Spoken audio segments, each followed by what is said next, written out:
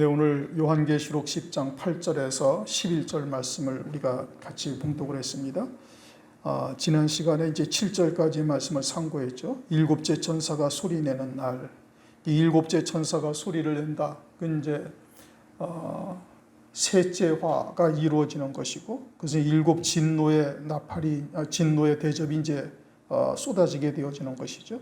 그럴 때 하나님의 비밀이 그종 선지자들에게 전하신 복음과 같이 이루리라. 그종 선지자들이라는 것은 두 증인을 말하는 겁니다.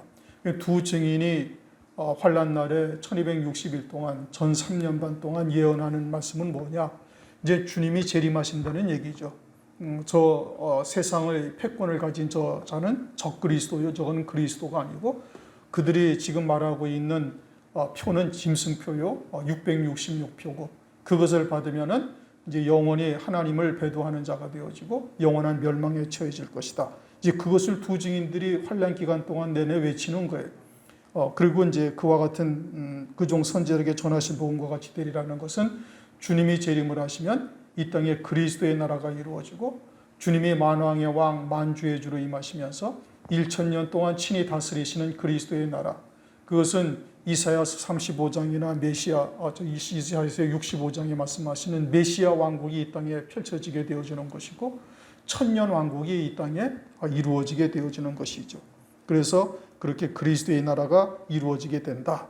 그러면서 이제 8절, 하늘에서 나서 내게 들리던 음성이 내게 말하여 가로되, 하늘에서 음성이 들렸다.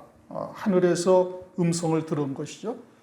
누가 하늘에서 나는 음성을 듣는가? 그것은 하늘에 속한 자들이 하늘에서 나는 음성을 듣는 거예요. 하나님의 아들의 영을 가진 자로서, 하늘에 속한 자로서 이 땅에 육체를 입고 있지만 하늘에 속한 자로서 살아가는 자. 히브리서 11장을 보면은 믿음의 조상들에 대해서 쭉 말씀하시죠. 특히 이제 아브라함에 대해서 말할 때 아브라함이 하늘 본향을 사모하여 육신의 고향을 돌아가지 아니하였다라고 말씀하고 있어요. 그러면서 아브라함은 모든 믿는 자의 조상이라고 말씀하고 있잖아요. 그러니까 우리가 믿음으로 산다라는 것은 뭐냐? 비록 우리가 육체를 입고 있지만 그러나 하늘이 우리의 본향임을 깨닫고 하늘에 속한 자로서 이 땅에 살아가는 것이 되어져야 되는 거예요. 그게 믿음으로 사는 것이죠. 믿음으로 산다라고 다 말은 하지만 여전히 육에 속하고 세상에 속해서 살아가고 있으면 그것은 믿음으로 산다라고 말할 수가 없는 거예요. 믿음의 조상인 아브라함이 그것을 우리에게 정확하게 딱 보여주고 있는 겁니다. 그러니까 그와 같이 우리가 비록 아들의 영으로 보내심을 받았고 육체를 입고 있지만 육신에 속하고 세상에 속하여 살지 아니하고 하늘에 속한 자로 살아갈 때 이와 같이 하늘에서 나는 음성을 들을 수가 있는 거예요. 하나님의 아들의 영이지만 육신에 속하고 세상에 속한 자들은 하늘에서 나는 음성을 들을 수가 없는 겁니다. 에베소서 1장 17절을 보면 지혜와 계시의 영을 받아 하나님을 알고 그리고 너의 마음의 눈을 밝히사 부르신 부르심의 소망과 그 영광의 풍성함이 어떠한지를 봐라. 그렇게 말씀하시잖아요. 어떤 눈을 떠서 보라는 거예요? 마음의 눈을 밝히셔서 누구에 의해서? 성령에 의해서 지혜와 계시의 영에 의해서 마음의 눈이 밝아져 가지고 하늘에 예비하신 영광이 어떠한 것인지 그 영광의 풍성함이 어떠한지 그걸 봐라 이거예요. 그러니까 그와 같이 하늘에 예비하신 영광을 보기 위해서는 성령 안에서 마음의 눈이 밝아져야 되는 거예요. 마찬가지로 하늘의 음성을 이와 같이 듣기 위해서는 어떻게 되는가? 그것은 성령 안에서 하늘에 속한 자가 되어졌을 때 이와 같은 주의 음성을 듣는 거예요. 육신에 속한 자들은 육에 속한 것, 세상에 속한 것이 들려지는 것이고 하늘에 속한 자에게는 하늘에 속한 하나님의 음성이 들려지는 것이고 그것은 영의 귀로만 듣는 것이죠. 성령 안에서. 네가 가서 바다와 땅을 밟고 섰는 천사의 손에 펴놓인 작은 책을 가지라. 지금 여기서부터 11절까지 사도 요한에게 동사가 5개가 등장을 합니다. 우선 첫 번째는 네가 가라 이겁니다. 누구에게? 천사에게. 어떤 천사에게? 펴놓인 작은 책을 손에 든 천사에게로 가라. 가라는 것이 첫 번째고 그 다음에는 갖다가 먹어버리라. 뭐를? 작은 책을 갖다 먹어버리라. 가지라. 그렇게 말하고 있죠. 책을 가지라. 그 다음엔 9절에 가서는 작은 책을 달라. 사도 요한이 그렇게 욕을 합니다. 그러자 이제 천사가 갖다 먹어버리라. 그렇게 얘기를 하죠. 그리고서는 11절에 가서 다시 예언하여야 하리라. 그렇게 말하고 있어요. 그러니까 이와 같이 나타난 동사를 통해서 우리가 어떻게 행동해야 되는가, 우리의 중심이 어떠해야 되는가를 그것을 통해서 우리에게 나타내시고 있는 겁니다. 그리고서는 바다와 땅을 밟고 섰는 천사라는 말씀이 지금 세 번째 등장을 해요. 2절에 그렇게 말씀을 하죠. 5절에도 말씀을 하고 있죠. 8절에 또 바다와 땅을 밟고 섰는 천사의 손에 펴놓인 작은 책이다. 이렇게 말씀을 하고 있어요. 이게 세 번씩이나 강조한다. 이것은 우리가 아주 철저하게 바다와 땅을 밟고 섰는 자의 자리에 서 있어야만 된다 이겁니다. 그래야만 환난 날에 이길 수가 있는 것이고 이 책을 먹을 수 있는 자가 되는 것이고 그 책을 먹었다, 온전히 먹었다라는 증거가 어떻게 나타나는가? 바다와 땅을 발로 디디고 선 자로서 나타나는 거예요. 그러니까 펴놓인 작은 책을 딱 먹은 자가 되어지면은 바다와 땅을 발로 디디고 딱 서는 자가 되어진다 이겁니다. 바다를 디딘다라는 것은 죄악의 바다를 이기는 것이고 땅을 디딘다라는 것은 그것은 땅에 속한 것, 세상에 속한 것에서 초월된 믿음을 가진 자가 된다라는 것입니다. 그러니까 이와 같이 펴놓인 작은 책을 먹고 이와 같은 믿음의 열매가 우리에게 나타나지 아니한다면 그것은 펴놓인 작은 책을 먹은 자가 아니에요. 그러니까 펴놓인 작은 책을 먹은 자에게서는 반드시 바다를 발로 또 땅을 발로 디디고 선 자가 딱 되어지는 겁니다. 마지막 때 가장 큰 권세는 물론 마귀가 우리에게 죄악으로 우리에게 미혹을 하기도 하고 또 한 가지는 재물의 권세가 가장 크게 우리에게 역사를 하는 겁니다. 뭐 예전에도 말씀을 드린 것처럼 TV에 나오는 그러한 방송에 거의 60%가 먹고 입고 마시는 것으로 다 이루어져 있어요. 여러분들이 한번 텔레비를 보면 그저 맛있는 것, 먹는 것, 옷, 그리고 뭐 먹고 입고 마시는 것 아주 육신의 그러한 일락을 즐기는 것으로 완전히 꽉 차 있는 거예요. 뭐 인터넷은 더 말할 것도 없죠. 그러니까 그와 같은 것을 우리가 이제 물질을 가지고 영위를 하는 것에 우리의 모든 초점을 맞추어 버리게 만들고 있는 겁니다. 마귀가 세상을 주관하고 있으니까 택하신 자들에게 그저 먹고 마시고 시집가고 장가가는 것이 삶의 모든 목적이 되게 하고 신앙에도 그것이 목적이 되게 하는 역사가 계속해서 이루어져 가고 있는 것이죠. 그러니까 그것을 이기는 것이 보통 쉬운 것이 어려운 것이 아니죠. 그것을 이길 수 있는 것이 뭐예요? 이제 요한계시록의 말씀을 통해서 마지막 때 되어질 일들을 이제 우리가 잘 깨닫고 그와 같은 믿음에 서야 이제 이게 되어지는 것이죠. 그러면서 이제 그들에게 사도 요한에게 누구에게 가라, 펴놓인 작은 책을 손에 든 천사에게 가라고 명령하고 있죠.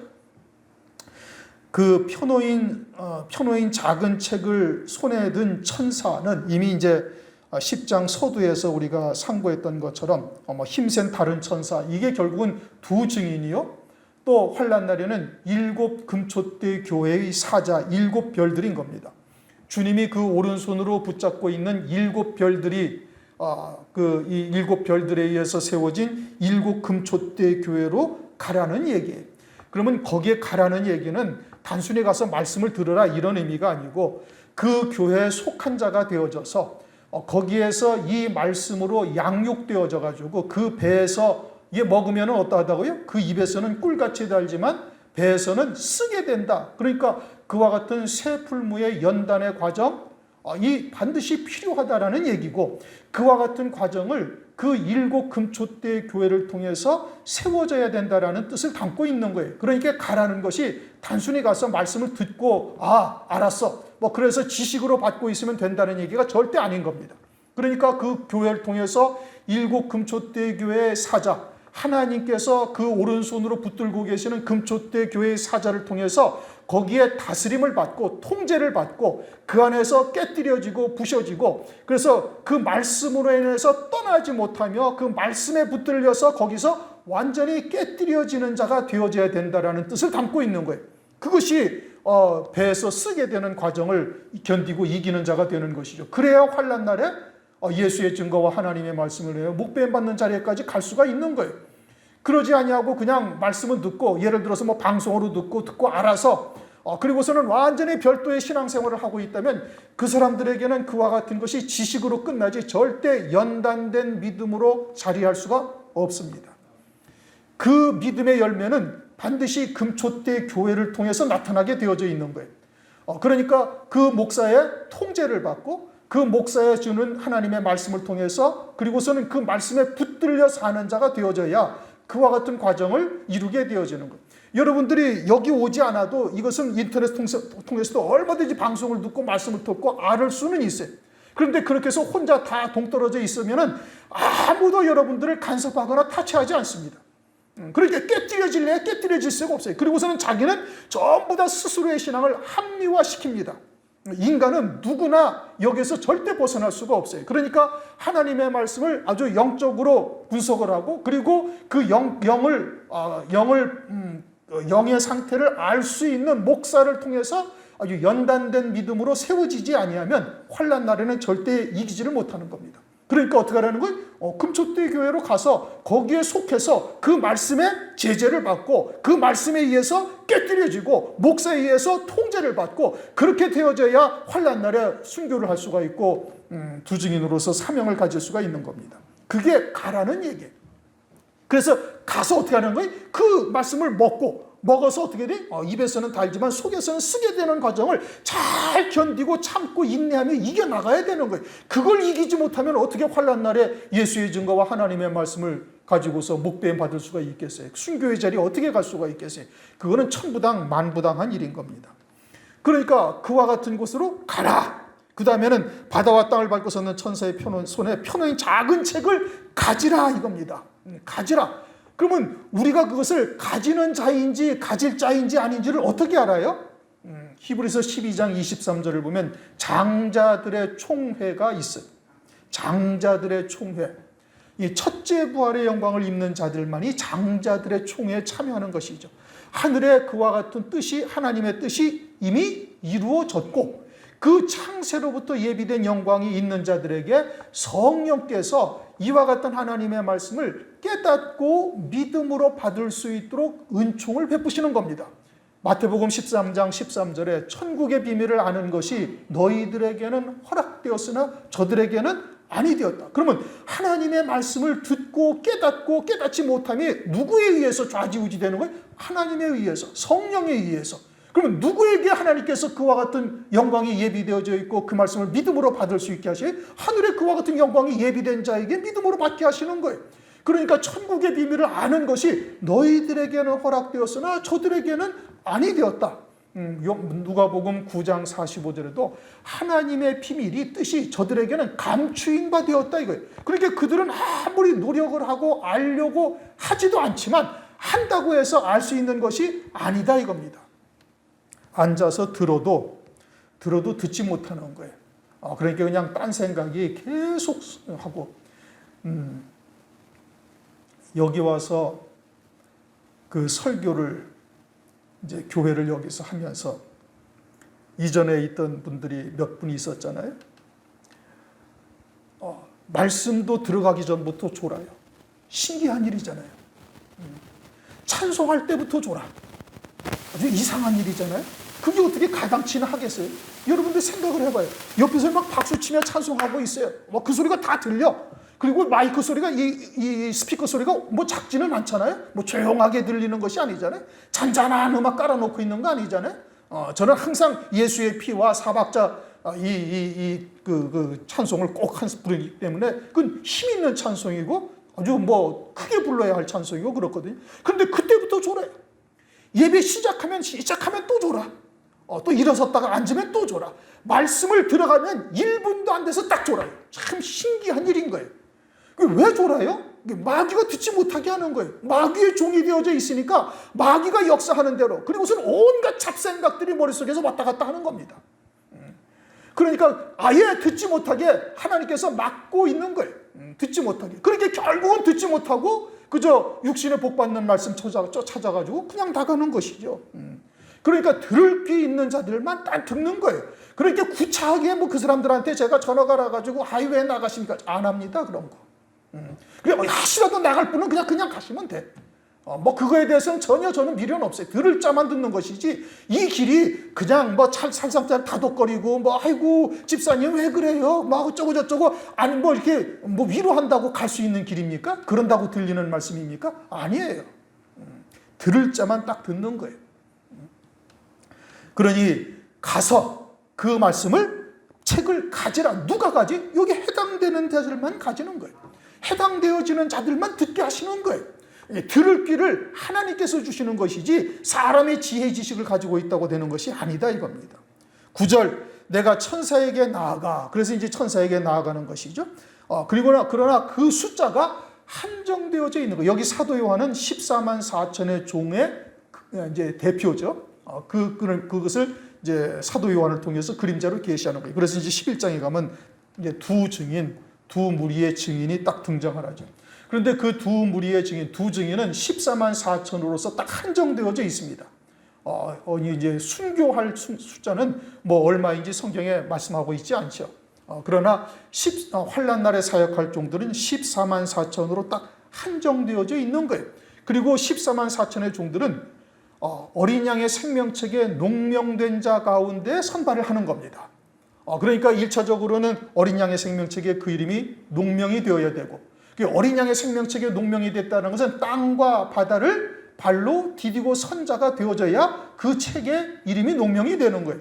그러니까 이와 같은 말씀을 통해서 땅과 바다를 밟고 디디고 선 자가 되어져야 어린 양의 생명책에 농명이 되고, 그 어린 양의 생명책에 농명이 된 자 가운데 14만 4천에게 하나님께서 그 이마에 인을 쳐서 환난 날에 사역할 종들로 세우시는 것이죠. 그러면서 천사에게 작은 책을 달라 요구하는 것이죠. 그러니까 원하는 자에게 하나님께서 주시는 거예요. 요한복음 6장에도 오병이어의 이적을 베푸시고, 요한복음 6장 11절에도 보면은 그 보리떡 5개와 물고기 2마리를 원하는 대로 주시니라 그렇게 말씀하시죠.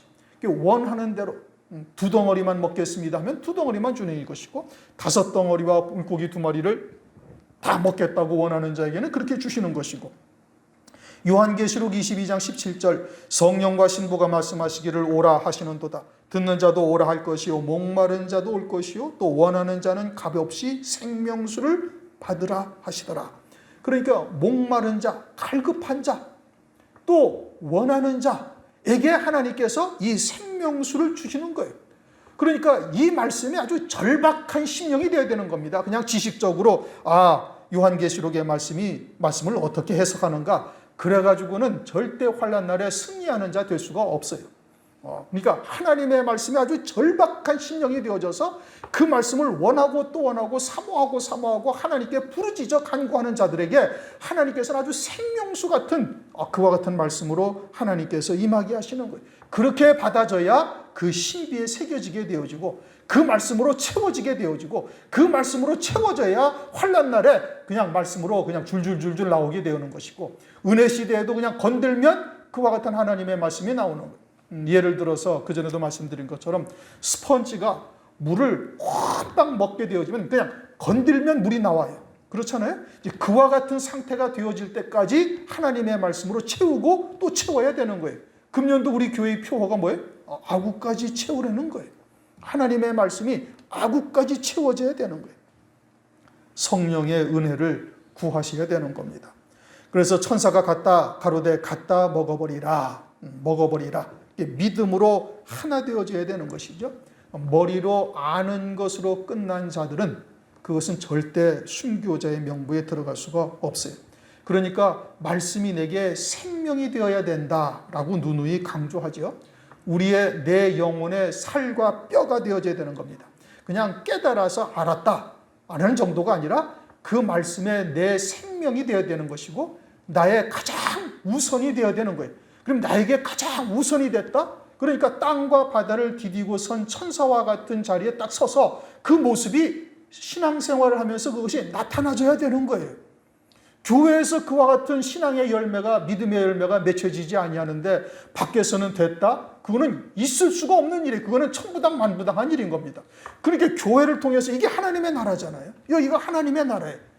거듭난 자로서 앉아 있으니 이게 하나님의 나라이고 하나님의 말씀에 우리가 다스림을 받고 있으니 하나님의 나라이죠. 그러면 이 하나님의 나라에서 그와 같은 하나님의 말씀을 먹고 그 영적 생명이 완전히 살아나서 신앙이 장성한 분량에 이르렀다라는 것이 어떻게 나타나느냐 말이에요.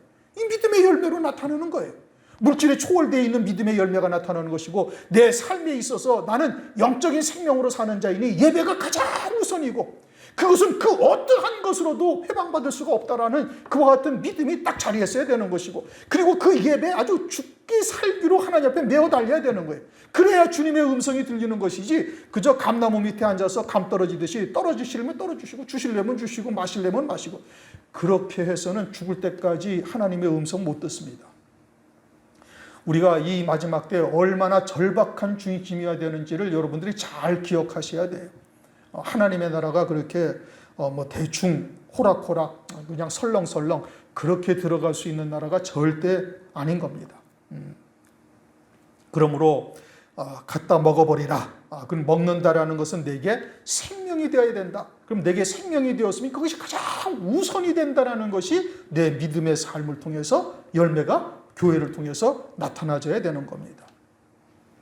그러한 신앙이 되었으면은 자연스럽게 나타나는 거예요. 그러니 강요한다고 되는 것도 아니고 부지불식간에 자기의 신앙이 그냥 다 드러납니다. 여러분 교회 안에서 말 한마디 하는 것, 행동 하나 하는 것 그냥 그대로 다 여러분들의 신앙의 모습이 그대로 드러나는 거예요.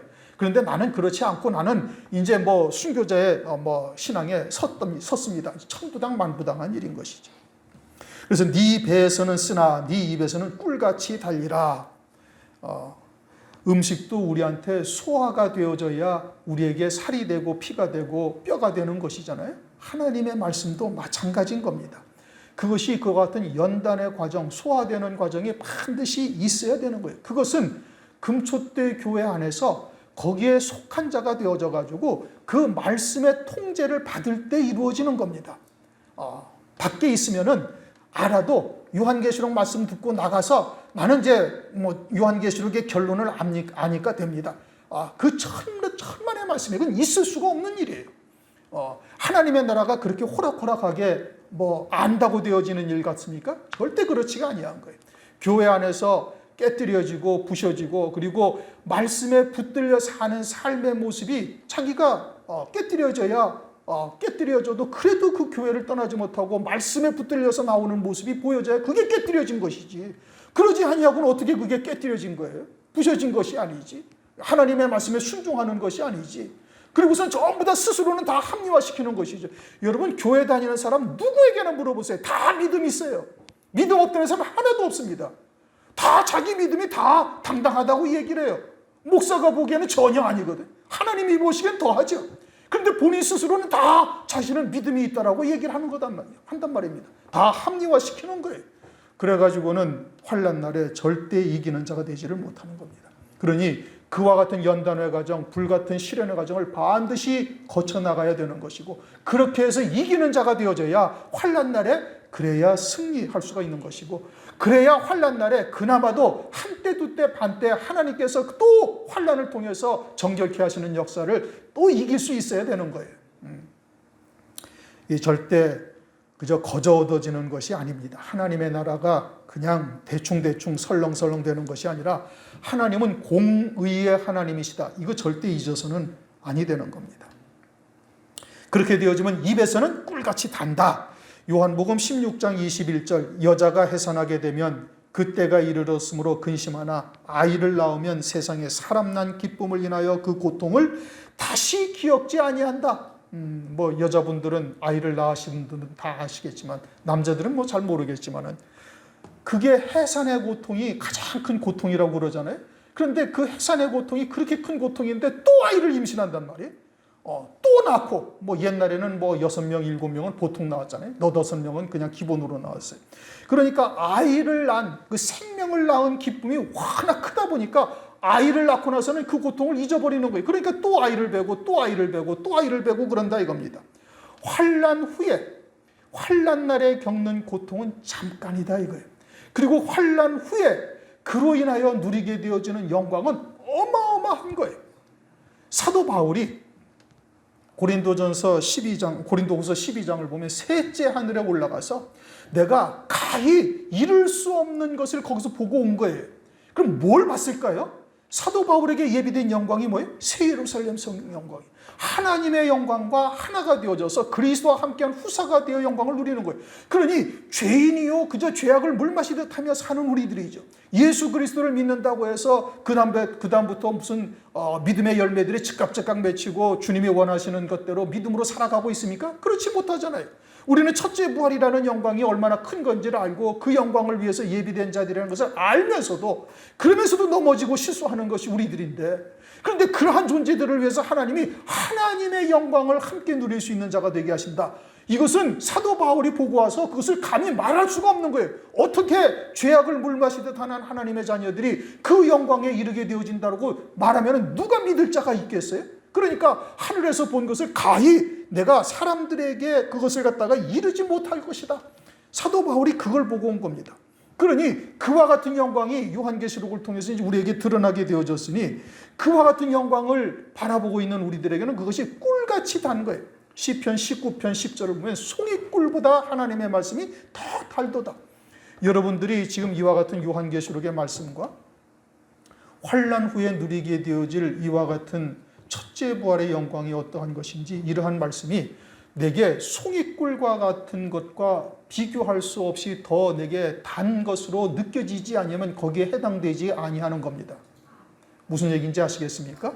지금 요한계시록의 말씀이 그저 지식적으로 듣고 앉아 있어서 그렇게 들어서 그것으로 내가 되겠다라고 생각을 한다면 큰 오산이고, 이 말씀이 얼마나 엄중한 말씀이요 또 엄청난 말씀인지를 그것을 듣고 깨달아 보니 나 같은 존재를 하나님께서 하나님의 영광에 함께하는 자로 세우신다는 이것이 황공하고 황공무지한 일이죠. 그리고 그와 같은 영광을 누린다는 것이 이 세상에서 그 어떠한 것과 비교할 수가 있겠습니까? 그 어떠한 것과 비교해서 그보다 더한 영광이 어디 있겠습니까? 세상에 없단 말씀이에요. 그러면 그와 같은 영광이 내게 예비되어져 있고 그것을 믿음으로 받게 하셨으니 그것이 내게 그러한 말씀이 송이꿀보다 더 단 말씀으로 내게 체감되어져야 되는 거예요. 그게 그 영광에 합당한 자가 된 것이고 그것이 예비된 자들인 겁니다. 그렇게 되어지면 절대 금초대교회를 떠날 수가 없어요. 아무리 시험에 들고 아무리 어떠한 것으로도 갈등이 생긴다 할지라도 그 영광 때문에 참는 거예요. 우리가 세상 일도 그렇지 않아요? 세상 일도 우리에게 이것이 보여지니까 세상의 남들은 그 편안하고 좋은 거 안락한 것을 쫓아가지만 그것을 마다하지 아니하고 그것을 참 부러워하지 아니하고 오히려 이와 같은 연단 과정, 고난의 과정을 기뻐하면서 나아가는 것이 그것이 믿음으로 사는 것이죠. 이게 송이꿀보다 더 단 하나님의 말씀이다. 꿀같이 달리라. 이 말씀이 무엇을 의미하는지를 잘 깨닫고 새겨야 돼요. 내가 거기에 과연 예비된 자인가? 그러다면 이와 같은 기쁨이 내 안에 자리하게 되어지는 것이고, 그러지 아니하다면 그러면은 그건 심각하게 기도하고 하나님께 물어야 되는 겁니다. 10절 내가 천사의 손에서 작은 책을 갖다 버리니 내 입에서는 꿀같이 다나 먹은 후에는 내 배에서 쓰게 되리라. 내 배에서 쓰다. 이미 이제 여러 차례 말씀드린 것처럼 우리가 이와 같은 말씀이 내게 생명이 되기까지는 많은 과정들을 거쳐야 됩니다. 부딪혀지고 갈등하며 고민하며 그리고 그와 같은 과정들을 잘 이겨나갈 수가 있어야 되는 거예요.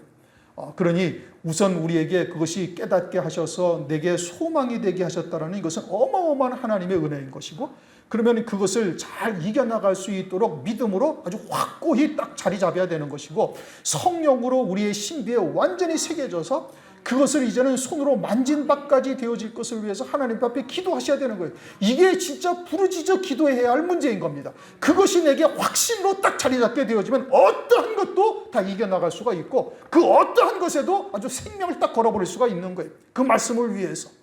그렇게 되어져야 그것이 어린 양의 생명책에 딱 농명이 된 자인 겁니다. 그것이 꿀처럼 달게 먹은 자에 나타난 믿음의 열매인 겁니다. 듣는다고 다 그리스도의 신부가 되는 것이냐? 아니거든요. 여러분 요한계시록 2장 3장에서 7 금초대교회에 책망하시는 말씀을 계속 보셔요. 이세벨을 쫓는 자, 니골라당, 바알의 교는 존을 쫓는 자 계속 책망하고 계시잖아요. 금초대교회에서 이 말씀을 듣고 있다고 다 순교의 신앙에 쓰고 그리스도의 신부가 되느냐? 그것은 절대 아니다 이겁니다. 우선은 우리가 이러한 말씀을 들을 수 있다는 것 자체가 큰 하나님의 은총이에요. 그러면 그것이 헛되지 아니하도록 그에 합당한 믿음의 열매들을 우리가 맺을 수 있어야 되는데, 그것은 하나님 앞에 아주 절박한 심정으로 부르짖어서 그 말씀이 내게 새겨지고 생명이 되고 그 말씀으로만 사는 자로 완전히 바뀌어져야 되는 거예요. 새 피조물이 돼야 된다는 거예요. 우리는 지금 새 피조물이라는 단어를 많이 쓰는데 정작 새 피조물이 무엇인지는 잘 모르는 것 같아. 완전한 새로운 피조물이 딱 되어져야 되는 겁니다.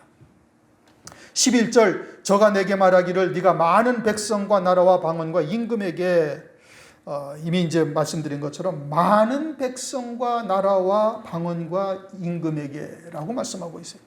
모든 그리스도인들이 해당되어지지가 않는다, 이런 의미예요. 그렇죠? 그러니까 마태복음 10장 23절을 보면 이스라엘의 모든 동네를 다 다니지 아니해서 인자가 오리라. 그러니까 예비된 자들에게는 이 복음과 진리의 말씀이 증거되어지고, 그리고 들어야 할 자들에게는 듣게 하셔서 하나님의 정하신 수가 채워지면은 그것으로 딱 주님이 재림하시고, 환란이 있고 주님이 재림하시고, 그리고서는 끝이에요. 그러니까 우리가 때를 얻든지 못 얻든지 우리 주위에 이와 같은 택한 자들이 있을지 모르잖아요. 부단히 증거해서 택한 자들로 하여금 듣고 심령의 방주를 지어갈 수 있어야 되는 것이죠. 그런데 이제 11절 다시 보시면 저가 내게 말하기를 네가 많은 백성과 나라와 방언과 임금에게 다시 예언하리라, 그렇게 말씀을 하고 있죠. 요한계시록 14장을 보시면 14장 6절을 한번 읽어보십시다.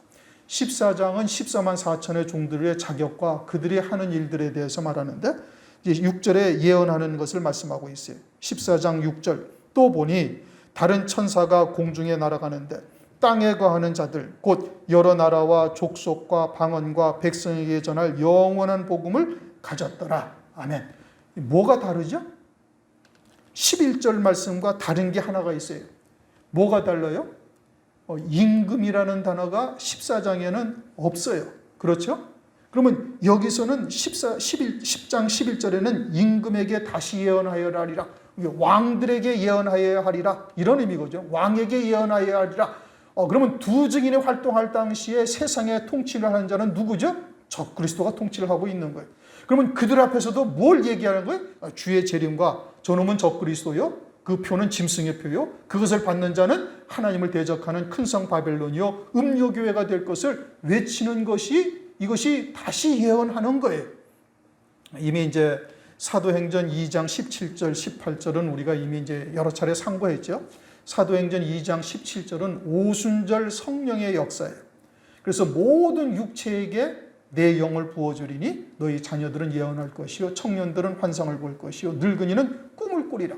그리고서는 18절에 또 이제 내가 남종과 여종들에게 내가 내 영을 부어주리니 저희들이 예언할 것인데 그들은 불과 연기와 이와 같은 것을 통해서 여호와의 크고 두려운 날에 예언하게 되어질 것을 말씀하고 있죠. 남종들과 여종들에게 또다시 예언한다 이겁니다.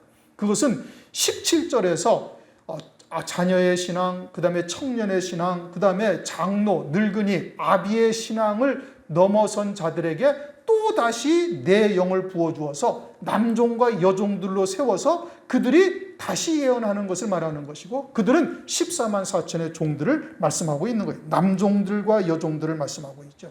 그들이 두 증인이다.